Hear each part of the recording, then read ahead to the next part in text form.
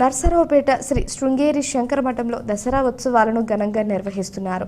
శ్రీ శారదాదేవి అమ్మవారు సోమవారం అన్నపూర్ణాదేవి అలంకారంలో భక్తులకు దర్శనమిచ్చారు.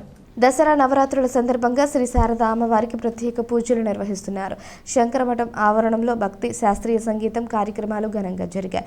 ఈ కార్యక్రమాలను మేనేజర్ కోట వెంకట కోటి నాగరాజు సర్వాధికారి మురళి పర్యవేక్షించారు.